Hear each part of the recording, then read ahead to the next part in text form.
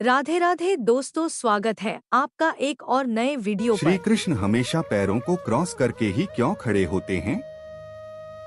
श्री कृष्ण जब भी खड़े होते हैं तो अक्सर उनकी मूर्ति या चित्रों में उन्हें एक पैर पर भार देते हुए दूसरा पैर हल्के से तिरछा रखे हुए दिखाया जाता है।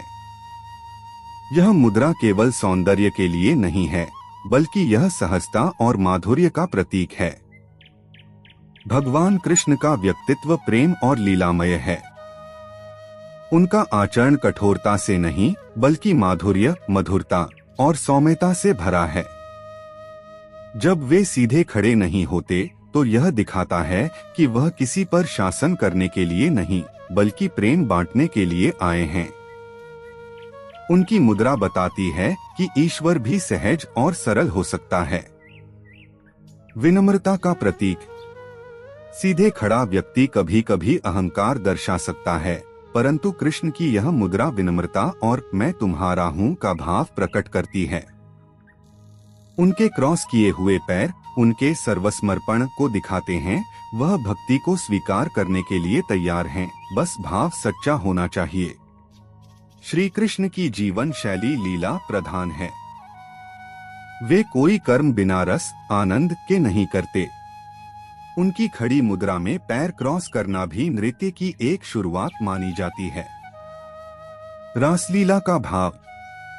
जब श्री कृष्ण रास करते हैं, तब उनका प्रत्येक अंग संगीत और भाव में लीन होता है।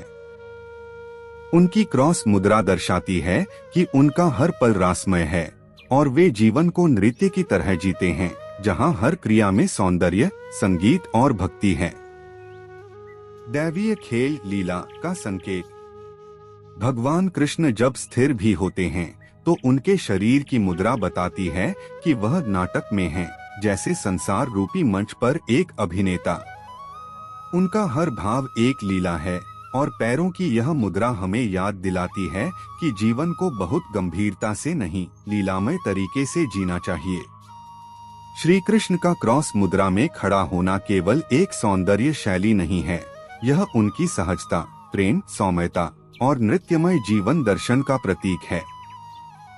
वे हमें यह सिखाते हैं कि ईश्वर भी विनम्र हो सकता है और जीवन में माधुर्य से रहना ही असली भक्ति है। दोस्तों, कथा अच्छी लगी हो तो चैनल को सब्सक्राइब करें और लाइक करें। हर हर महादेव।